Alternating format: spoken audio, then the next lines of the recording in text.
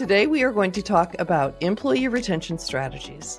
The talent shift is real, and companies that focus on executing the right employee retention strategies will be rewarded, but it will require thinking differently. To provide you a fresh perspective, we've called in Paaras Parker, Chief HR Officer at Paycor.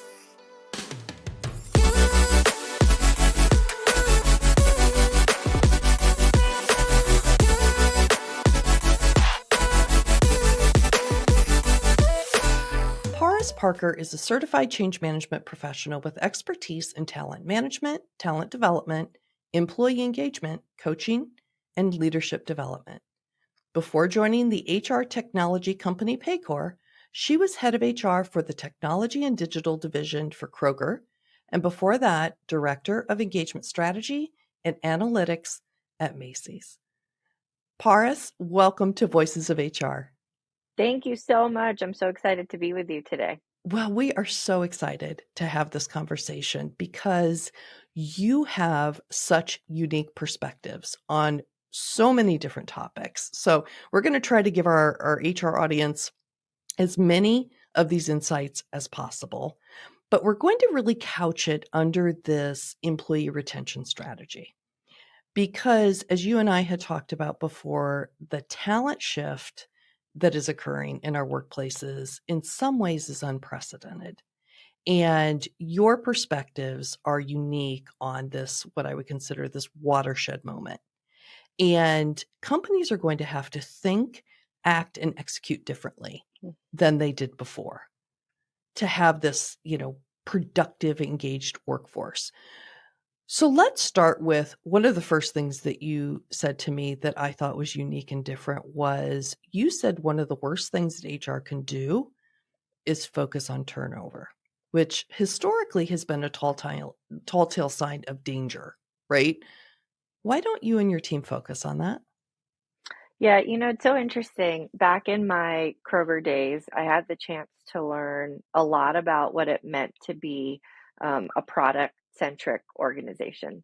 And when you're transitioning a company to think in more a product-driven or an outcome-based way, it's really about outcomes and less about the tasks that you focus in on. So for me, it was a shift in how I thought about people because when you focus on turnover, it's easy to focus on the people that are leaving and dissecting all the reasons that they're leaving and where they're leaving from. And it really takes your energy away from understanding why people stay and putting Mm, that focus more on retention. And so, what are the reasons people want to stay? What are unique things happening in different parts of the world, or different parts of the country, or different parts of where your associates sit? And doubling down on the behaviors, the types of recognition, the variety of different levers that actually are within your circle of control to ensure that the people that you want to stay.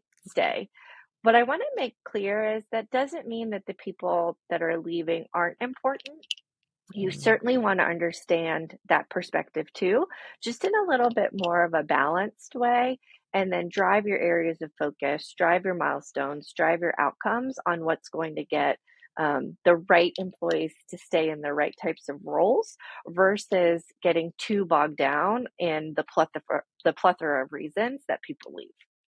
That is unique because so often today we are focusing on turnover.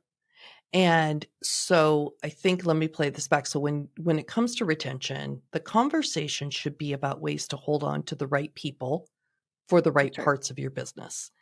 Because when you focus on retention, I guess, do you look for someone who is high performing today or has the talent and with upskilling, maybe in training, can be a high performer in the future? Or do you look for something completely different? Like, who do you focus on? Yeah, you're hitting on something that I love talking about because, and I don't want to overuse the phrase, but, retaining talent and how you think about it isn't really a one size fits all approach. So for me, Mm, when I think about folks that are individual contributors in the business or early to mid in their careers, There's really two types of things that I focus in on. You're going to have some cream that rises to the top, right? So people that are just hungry for more. And what the more means is not just people that are hungry for promotion, but they're actually hungry to put the muscle in to get better as the organization gets bigger. So that means that they're willing to learn new things, try something different. They're probably a little bit more willing to also fail while they're trying something new. That's really one way to think about potential, right? Somebody who has potential to grow within your organization, to try a new task, to learn a new area that could be mutually beneficial. Mhm. There are also people that are just really good at what they do, and we need those people too. Mhm. If everybody's always trying to change seats or do something different, that can actually be really disruptive to a business. Yeah. And so you need really solid A and B players that love the roles that they're in, want to make those roles and what those roles produce better, but are also really, really happy in their seats. So that's one way to look at it. I tell my peers all the time, when you're at the C suite and you're looking at your next line of leaders, you need a lot of area experts. So those are people that maybe don't have any interest in being in the C suite, or they know, I always want to be a talent acquisition professional, or I want to be an HR business partner, or I want to Mhm. be a GM. That's okay. That can be a great place for them to land for the foreseeable future. And you need those area experts to drive your business forward. You need them to keep your foundation more than small so that you can try and innovate in different parts of the business or have a lot of stability to run on. And so potential isn't this one, you're either up or out. I think that's the wrong way to think about it. But when you really say, retain the right people for the right roles, sometimes the right person is the person that can do exactly what you need them to do, Mhm. exactly how they're supposed to do it, and they're really happy doing it for years to come. So we have a lot of discussions today. So let me pare this back a little bit. So you are really talking about HR sitting in this critical seat of really getting strategic about what retention looks like for your organization. And it's okay to retain people who want to just get better in their seat or maybe take laterals across the organization, but also paying particular attention to your next gen leaders and also those high performers. So, if you can for us, how do you define a high performer? Someone that you want to maybe outreach and invest in a little bit more proactively because there's so many women, particularly that I coach, into the executive levels, and there's always this element of doubt. Do I fit in? Should I? These women are incredible performers. They don't know it. Nobody's ever told them. So, what do you look for? Yeah, I always am really clear about making sure that we know when we're talking about performance and then when we're talking about Mm, potential. Performance is fairly, and it can be fairly objective. So a role has a certain set of expectations that come with it. I think a leader's responsibility is ensuring that individuals know what those expectations are, and they're having really good conversations around what good looks like, what great looks like, and what mhm, killing it looks like, right? Because I think one of the things that we struggle with as human beings is we overstate data. So somebody does a good job, and we're like, oh my gosh, Berta, you killed it. That was fabulous. When in real life, it was good, and we yeah. loved that it was good, but we've now just set that expectation that that good behavior was actually phenomenal, and it Mhm, wasn't. mhm, And so I think number one, we have to revalue good, and we have to feel really proud when somebody does something in the exact way that we would expect them to. mhm, And we have to be really clear when we share that feedback with them so that when they do something great, We match not only with our words, but maybe some of the things that are going to come next for that person because they're constantly doing great work or they're constantly over delivering. So I think one, being really clear when you're talking about performance versus how you might manage potential.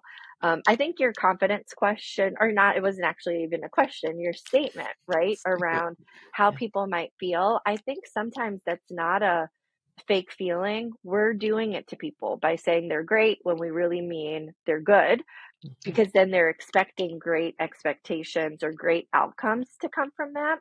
And what they're feeling is maybe really good value versus really great value. And we Mhm. have a lot of work to do to be more mindful and more intentional about using the words that we use. And I think all leaders can do a better job of ensuring expectations are really clear. When it comes to potential, it a little bit goes back to that grit of what does that individual Mhm. bring to the table that's a little bit different? Are they showing that they're willing to learn something new, try something new? And candidly, sometimes I feel the emotion is, are they willing to be uncomfortable, right? Mhm. When you're used to being a good or great performer, generally speaking, you're used to doing things really well and getting really productive and positive feedback. Mhm. Sometimes doing something brand spanking new is totally uncomfortable. You don't know what you're doing. You don't know what good looks like yet. And so that person individually has to be strong enough to receive all types of feedback when they're doing Mhm. really well, but also feedback to help them course correct and get better. And I think that's where I really see the differentiation in somebody's potential, and are they willing to trust? And are they really willing to try something new where they might not be the best at it going out of the gate?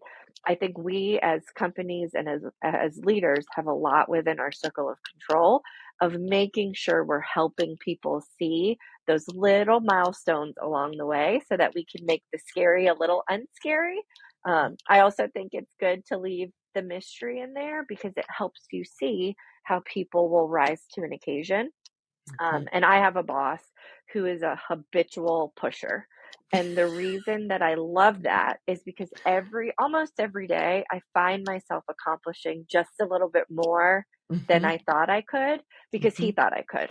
And I might Yeah. never get to, the star level that he's looking for, but I'm certainly going to get a little further than maybe I had dreamed up on my own. I love what you just said to kind of pull it together. It's like, don't overemphasize good performance as great, but also what works with actually high performers is exactly what you just said, which is push them to continue to get better because that's what charges them up. That's what gets them to come into work every day. It's not the false pats on the back of you did a great job when you only did good.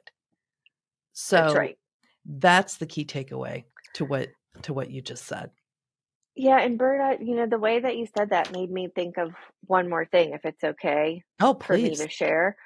Kind of to tie it to what we've been talking about around retention. Oftentimes, really good people leave and we're surprised because we're like, we've Mhm. been telling them they're great, but maybe we've been rewarding them as they're good because they're Right. good.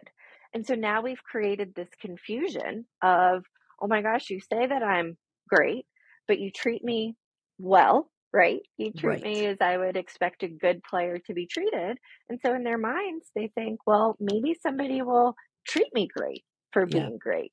Right. Versus if we could be really authentic in Mhm. treating you well for being good and being really mindful and thoughtful Mhm. about what that recognition looks like. And I want to be Yeah. clear about recognition, knowing how your people like to be recognized. Is it a note? Is it a Mhm. shout out during a meeting? Is it an invite out to lunch? Is it a really thoughtful email about Yeah. what went well and why it went well?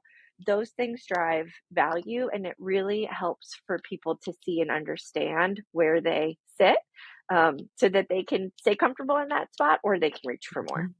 Absolutely. So, how should listeners go about having honest conversations with individuals about opportunities at their company, especially if there's minimal chance for them to get promoted?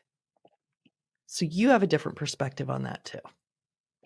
Yeah, one is we have to remember that just like we're human beings, the people that we're lucky enough to get to do work with for the most part still are also human beings, right? And you can't solve everything in one conversation. And I Mm, really think it starts with the everyday smaller moments about talking about real things. You have the opportunity to build or break trust every single day when you're having mhm, conversations with folks. I think as organizations being declarative around when certain conversations need to happen, that at least gets the ball rolling. So, for yeah. example, in my organization, we have quarterly connects, and our commitment is 100% of employees have a quarterly connect conversation. Mm, Does that mean I only want you talking to your folks once a quarter? Absolutely not. right, It's right. actually the opposite. That quarterly conversation is just like a Yeah. recap, right, of the things that Mhm, you've been talking about the days and the weeks leading up to it. But it does draw a line in the sand of every quarter, these are the types of things we want you discussing. I think that kind of mhm, cadence creates the space for people leaders and for individuals to prepare and mhm, start getting comfortable around having those conversations that can be really meaningful and really, really important. And declaring that time. So to be able to say, when we have our next quarterly, I'd love to talk about some career development opportunities. mhm. And here are ways that I'm thinking about my development. People leader, how are you thinking about it? Yeah, Right. So coming yes. to the table with your own thoughts and ideas, not just, I've done really great work. What's next? Right. The next Mhm, part of my story for me. But I think having those declarations in time helps to start the ball to get moving. mhm, And then individuals, both people leaders and individuals, have to do their part in having those meaningful discussions and mhm, being really, really open. I think sometimes some of the best discussions are when somebody says, I want to be title X, Y, and Z. Usually mhm, my first question back is, tell me more about that. Like, what mhm, about that job excites you? What about that role is going to give you something better, different than what mhm, you're getting today? And so take it about more than just a job or a title and use that opportunity to find out what excites somebody, what's missing in their role today. mhm, Do they feel rewarded and recognized? What better can we do to create experiences for them that are really, really meaningful? Because sometimes it's not the next level and it's mhm, not the next title. Sometimes it's actually things we can do in your role for you in the mhm, moment that we're in. So I think those candid mhm. conversations are really important. Berta, I hate it when people say, "Oh, I'm preparing to have a tough conversation." The toughest conversation is the one that you didn't have, right? Mm, So if you really care about somebody and you care about how they're progressing and you care about how they're doing, it's not a tough conversation. It's yeah. the conversation you owe them. And so I think reframing that in our own minds of this isn't a hard conversation. This is the conversation I owe this person because I respect them and I value them. You can have really great dialogue all throughout the year versus just here and there when somebody tells you you have to have it. I love that because your conversations that you're encouraging are helping people to move forward, right? To help set a direction, to invest in them, to develop them. And I think, if you go back and you talk to employees, caring and development, particularly for Gen Z, I think are two of the biggest drivers of employee engagement and satisfaction. And so for our HR pros out there, um, invest and have those tough conversations, but help them move forward. So let me switch this around to you. So, what type of characteristics would an employee have today that would make you stop and go, we need to invest in that person? We need to retain that person. What do they look like just top 2 or 3 characteristics, maybe for a leadership role. Let's take that angle because I think we've talked a lot about the general population, Sure. but leadership. What does future leadership look like to you? Yeah, one is just pure play curiosity. Mm, Curiosity of work and outcomes that just aren't yours.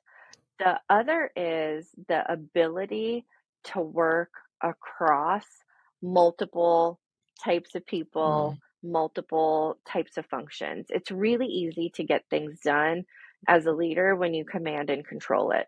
The bigger things that we're all going to accomplish are things that we accomplish in partnership with mhm, other people in seats just like ours. While I think social media and the enhancements that we've seen in digital environments are amazing. I mhm, think we've really suffered as human beings and just remembering what it means to connect and build relationships mhm, outside of like text messaging and instant messaging and mhm, emails. I think that relational power is going to be such a differentiator. People that can get things done in partnership versus throwing somebody under the bus or taking right. control over something is going to continue to be key. Mhm, I also think always having the company's best outputs at heart. So, mm, not just what is going to make your function look great, but what is going to ensure that the company stays around for a long time. So, the mhm, stories are no longer, and no longer should they be, about Berta and about mm, Paris, but it's about Paycor or it's about mhm, name your company, right? Like, what are the humans at that company collectively mhm, doing to make that company better versus what is one individual doing? One individual is never going to carry the weight of an entire organization. And I think people who see that early on, whether it's early on in their careers or like we're talking about, the most senior leaders that can more quickly understand that it's not about them and it's about what the whole can do and how the whole can move the company is really, really important. It's about that bigger purpose. That's right. Mhm. So, talking about bigger purpose, we had some good prior conversations around the topic of DE&I. And you had a surprising reaction when I started asking DE&I questions. You kind of bristled a little bit. So, I want our audience to understand your unique perspective on DE&I. So, when someone says DE&I, what do you think of? I mean, Berta, the first thing I think of is I want that person to say the words, right? It's more than DE and I. It's about diversity, equity, and inclusion. And Mm, those words can't be summarized in an abbreviated fashion. And I think when we say DE and I, or now I hear people say DE and I and B, and I'm sure in a mm, couple of years there'll be another letter, the mhm, letters just get so diluted that I think we forget to stop and actually think about what does it mean to be a diverse company? What does it mean to be inclusive in every interaction? What does it mean to drive equity? And why is that important? How do people feel like they either belong or they don't? And when we just say DE&I or DE&I and B, we're just glassing over the real stuff. So, first and foremost, and I love an acronym to be clear, like I'll acronym and abbreviate and nickname somebody in a hot minute. So it's not about that, but it's more when we're specifically talking about diversity, equity, and inclusion. Taking a moment and creating space for those words also helps leaders consciously think about, am I showing up in an inclusive manner? mhm, What are ways that I can drive equity within my organization? This work doesn't live in a function, right? mhm, If it does, it's going to disappear just as fast as it shows up. this work is the work of all humans. We all Mhm. have to understand the role that we play because we all play a role in making the world diverse. To me, Berta, Mhm. you're diverse. To you, I'm Mhm. probably diverse, right? Mhm. So we both bring a perspective that's different from our own. How we treat each other, how we choose to be inclusive of each other's perspectives, that's on you and that's on me. It's not on the HR function or the person that heads up diversity, equity, and Mhm. inclusion in your business. It's on each of us. And the more that we share education, we create ways, we declare that our workplaces are safe workplaces. And this is what it means to be a safe workplace. Mhm. And we declare, this isn't the goals of one function, and this is how we expect our leaders to show up. Mhm. And now, leaders, these are the types of milestones and outcomes we want you to drive in your businesses. That's what makes it the smell of the place. That's what makes us Mhm. an inclusive organization, not because your head of diversity, equity, and inclusion said so, Mhm. but it's who we are. My other ticking point is I really get itchy. I'm moving around in my seat right now when people say things like diversity and equity and inclusion initiatives. An initiative has a start and a finish. Mhm. Diversity, equity, and inclusion work, human centric work, doesn't have a start and a finish. My expectation Mhm. is, we get to a milestone and then we figure out how do we do that better? How are we more welcoming for the next person? How are we Mhm. more equitable in how we talk about this topic the next time? And so there's not a start and a Mhm. finish to it, which I think is what's so exciting about people-centric work is that humans are going to continue to evolve. And because of that, we need to continue to evolve and grow and get better. So, what have you found works? Because what you're really talking about is holding everyone in the organization, and I would suspect probably a lot of your leaders are held very accountable to create this culture in this environment where all of these letters and these definitions actually thrive. Because if companies do it well, and if they live the values that are in those three letters, they're going to see more positive outcomes. They're going to see better cultures, higher engagement, potentially better profits. So, as an expert, how would you and how have you executed that within your organization to hold people accountable and to actually encourage this type of behavior? Yeah, one of my favorite things to rely on is helping people, and it's not helping. I'm not really helping people. You're showing people Mm, another way to think about a topic, right? One mm, of my favorite ways to highlight the criticality of diversity has nothing to do with race, gender, age, ethnicity. I love talking about diverse thinking styles. mm, It takes, Berta, the emotion out of everything. mm, There's a tool I really like to use, and the reason that I like it is it's scientifically based, number one, mm, and it just helps people uncover the different ways people think and why we think that way.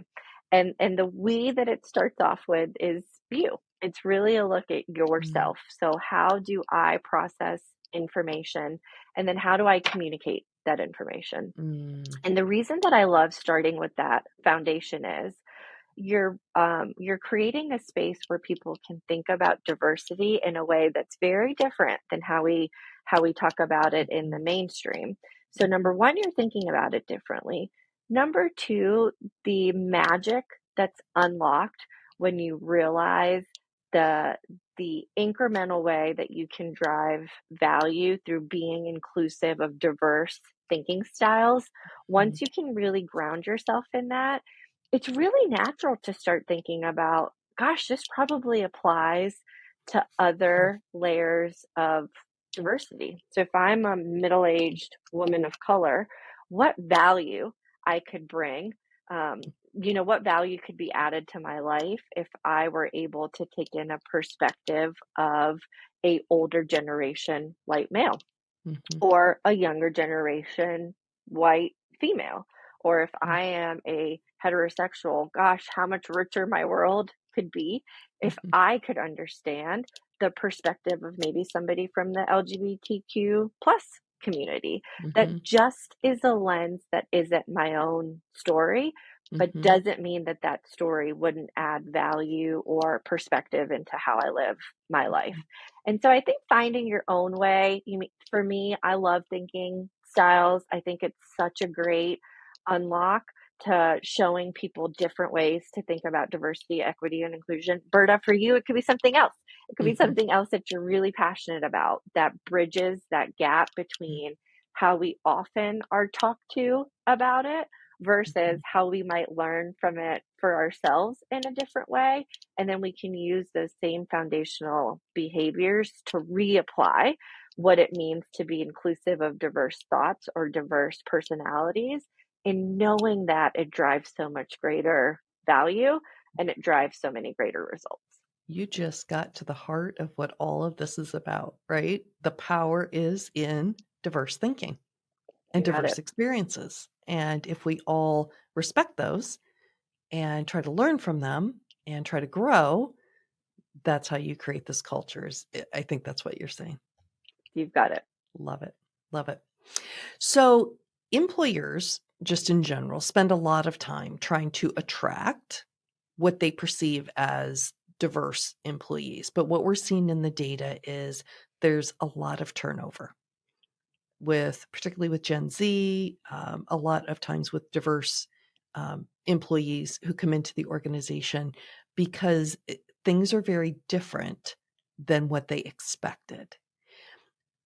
Do you have any thoughts on how employers could create more consistency or, again, create better on ramps for these individuals so that you retain them? Yeah, absolutely. I think, and I'm actually not going to say this because I'm going to be forever young. I've already declared that. But when I first joined the workforce, before you actually started at a company, you did some sort of job shadow. For me, it was, really when you were Mhm. interviewing, they would have you sit next to somebody, pick up the phone, do a task, and they watched, right? Mm, How you engaged, what you did, how you handled uncomfortable solution or situations. The other thing that it really created was a chance for that person to actually see what a day in the life could look like, right? For mhm, them. So everybody had a clear picture of what they were signing up for. We talk about this on my team all the time, which is time to hire. How quickly can a recruiter find the right type of mm, candidate? And how can we be really respectful of that candidate's time as they're mhm, going through an application process? I think as we continue, particularly in worlds that are a little bit more virtual and hybrid, is we have to continue to find ways to show candidates a realistic view of what that job looks like. mm, I, as you can tell, have a very human centric kind of approach to everything. And I think, gosh, it's terrifying to quit a job. yeah. And it's really hard to start a new job. We should all feel personally responsible to ensure people know what they're signing up for before Mhm, they leave something mhm, else. It's people's lives, right? mhm, It's not easy just to quit a job and find a new one. It can cause a lot of disruption for people's home lives and their families and their livelihood. So, the more authentic and real we can be on the goods that come with our organization, mhm. but also it's called work. It's not play. So when people are like, "Gosh, today was really hard," sometimes I'm like, "Gosh, I hope so." Like I don't want it to be hard all the time, but it Right. shouldn't feel like we're just on a merry-go-round all day long Yeah. either. And I think we have to say that and we have to talk about that. One of the things that I love talking about at work, we're an HR technology company. And Mhm, I always say all the time, I don't care if a tool is created for a business of 5 people or 5,000 people. I want us to be obsessed with it. And I want part of the value mhm, proposition of working at Paycor to be not only are we focused in on our own talent, but every single person that works here gets to be a part of what we create next, gets to give feedback on what's working well and what isn't. Because back to that topic of the greater good, we're Mhm. making things better, not just for us, Mhm. but for our customers and our shareholders. But with that comes a lot of ugly. It's not going to be perfect for you, Berta, the same way that it's perfect for me. And I think being able to own and say, hey, we're going to try really hard. And sometimes the days are going to be terrible. And sometimes the days are going to be more than terrible, but you're always going to have a team of people around you, or we're always going Mhm. to work together to get to the right outcomes, or doing the right thing and taking care of our customers and competing to win is what we're all about. And some days it's rose colored glasses and some days it's really ugly. Mhm. But we all work at it together. There's a little less confusion, when things maybe aren't going exactly the way that you thought they would, because part of your you thought they would was it's not going to be perfect every day. Absolutely. All right. So before I let you go and we get into hopefully rapid fire questions for you, I have one more question Sure. on resource groups. So you have a different perspective and you even view yourself a little differently. You're a working mom and have a very unique and difficult job, right? As so many other moms do. So tell us about your perspective on employee resource groups and the title that you give yourself as a working mom. Yeah, the title that I give myself as a working mom is I'm a mom that works, because the mom comes first for me. And that doesn't mean that work's not important. I actually think most employers would see, when you're a mom that works, you're really grounded in doing your best every single day for your family. Mhm, There's a reason more than, I'm here to do work all throughout the week that drives mhm, you. Employee resource groups, I just love. And a part of loving something is also being okay when it's over. A lot of companies struggle with employee resource groups, and particularly leaders for employee resource groups, because these are the folks that we talked about early on. They're the ones that are doing really good work, or they're doing really great work, or they're doing really great work and they want to do more, right? So, mhm, really important people in your organization. It's also side of desk. It is extra work that they're doing because they're passionate about it. And sometimes employee resource groups do go through, a bit of highs and lows, mhm, where they have people that can commit a lot of time and a lot of energy. And mhm, sometimes it's going to dive down a little bit, and companies have to be agile enough to ride that mhm, roller coaster, and be okay. Employee resource groups, by definition, are groups that employees pull together because they have a common interest in wanting to learn something more, share something more, mhm, be grounded in something with other coworkers of theirs. And there might come a time where one focus area just becomes it's never going to become less important, but maybe it's just less prioritized because of other things that are going on in the world or in the business. mhm, And we have to stop seeing that as a success and a failure of an employee resource group, but really more as an evolution of how people are thinking about their experiences and where they're able to invest their time. I've seen people start saying things like, well, we're going to carve out 5 hours for this. 5 hours is never going to be enough, or we're going to give you extra time to do this. Well, I would ask, where's the extra time coming from? mhm, And mhm, so embrace the ebb and flow. Ensure you're not making your employee resource group leaders feel like failures if mhm, they're not at the tip of the roller coaster every time, and really make it more about the journey and the ride, because there are times where certain focus areas are going to be really hot topics and a lot of people are going to be engaged, and there's going to be times where 5 or 6 people show up to the lunch and learn. And if you ask me, I think both those are great, because for those 5 or 6 people, that's going to be a really meaningful experience. mhm. And that's why employee resource groups matter. They do. They do. Okay, so we are nearing the end, and at the end of every podcast, we do something called rapid fire questions. So these are one sentence questions so that our audience gets to know you a little bit more with one sentence answers. Are you ready to play? I think so. All right, let's do it. In the last 5 years, what new belief, behavior, or habit has most improved your life? Exercise. So I got Mm. really focused on that, and the reason that it had is that it showed me the value of declaring the importance of something, creating the space to do it, and getting better every time. How did you wind up in HR, and is it something that you started out pursuing or did you fall into it? No, I wanted to be a child psychologist, Oh. and I got into HR because of a summer job that I started when I was in college. Hmm. Do tell a little bit more. Two Okay, I was trying not to break the second one sense sentence there. rule. Yeah, I was Break really it, trying. break it. I started working for Victoria's Secret limited brands when I was a freshman in college, just because I wanted to work.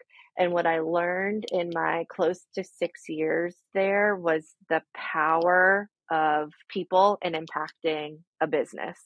And so Mm, as I grew older and more mature in work, I realized that an area of the business that constantly is powering people and business outcomes is human mm, resources, and that's how mhm. I slowly merged over into HR. And we're so lucky that you did. What is your favorite productivity hack for HR professionals? It's going to sound like an oxymoron, and I like even numbers, so I'm going to give you two. Yes Okay. means less, which means yes means less I love because, and it's not mine. My boss always says, if you steal something from me, you're stealing twice because I took it from somebody else. So this is something that I had heard a woman talk about. And basically she was saying, you have 40 hours, you have 24 hours in a day. The more you say yes, the less your yes means. So let's break it down. Mm, Let's say we have 12 awake hours. Well, if I say yes to 6 people, those 6 people are getting 2 hours of my time. Versus if I say yes to 2 people, those 2 people are getting 6 hours of my time. So, say yes with meaningfulness because you only have so much time and your yes can mean less. I do think for HR professionals, though, we can get a rap for just running the same playbooks mm, because it can get easy and it's safe and we can do it. I think constantly being in tune with how your business is changing, mhm, therefore, how you need to change to drive the outcomes that are important is really, really critical. So we can't get too comfortable in that playbook. We can't do activities for the sake of doing activities. There is a magic mashup between always pushing your organization to do more than they can handle because my opinion is if we over deliver for our employees, that's what it's all about. I don't want to be a mhm. status quo employer. I want to be a place where people really feel like they can learn, grow, and thrive, and they're the only obstacle to their own success. What are you currently reading or have read recently that you could recommend? Okay, so I made a promise to myself to stop reading business books. So I am reading a whole bunch of just fiction, Mm. and I love it so much. I'm actually reading right now. It's an Oprah book that she recommended. The author's name is Abraham something. It's 700 pages long. Wow. Do you know which one I'm talking about? It's I called The don't. Covenants of Water, I believe, Okay. Yes. is the name of the book. It's about multiple generations of this family. It's fascinating. Of a 700-page book, I'm a seventh in, Yes. and I'm loving it. But I've done all the crazy, what's it called? Book talk. I've done the Yes. Colleen Hoover's must love books. I love the Alice Network. Um, I mean, I couldn't put down Lessons in Chemistry. Great, great, great book. If you haven't read that one. So sorry, no fun business books for you today, Yeah, no fun business books. but a lot of other ones that get your brain working in a different way. There you go. We need to expand. What's one of the biggest mistakes that you've encountered throughout your career, and what did you learn from it? One of the biggest mistakes I think that I continue to have is how can I not make it a double negative? Give me 1 second to rephrase it. Not paying attention to mistakes and failures and kind of fluffing over them. Mm, Not in the sense of not taking accountability for mhm, them, but not taking more time to really see what the learning is and what mm, the learning should be, and being prepared for how to do it better, different the next time. The way that I learned it actually was I get the privilege to sit on a lot of committees that select winners for things mm, or select people that are going to be joining programs. And there tends to be a question about failure. And I hope I can say this word, but like people suck at answering that question. And so before I let myself get judgy on what other people weren't doing, I'm mhm. like, how would you answer that question? And guess what? My answer sucked too. Uh, And it's because we have this, I do at least, like, how do you make it rose colored? So how do you say, like, I mhm, had this experience and here's how I learned from it. And I can do the same thing by saying, I had this experience and it was really hard and it shook me to the core. And this is why it shook me. And because of that, this is what I learned from it. Right. So the this is what I learned from it mhm, is still authentic, but be willing to get gritty with the raw stuff. mhm, I know I've found myself learning more because I'm letting myself go darker just a little bit mhm. longer to really unpack it, so I can enhance what I'm able to do with it the next time. Perfect answer. Today, we have been joined by Paaras Parker, Chief HR Officer of Paycor. Thank you again for joining me. And it has been such a pleasure. And I so enjoyed your human centric approach to HR. Thanks again for joining us. Thank you so much for having me. I really hope you enjoyed this episode. Thanks so much for watching. We would love it if you shared your thoughts on any of the topics we discussed in the comments below. And if you got value from the video, it would mean the world to us if you hit the like button and subscribe to the HR Morning channel. Thank you so much for joining us, and we'll see you next time on Voices of HR.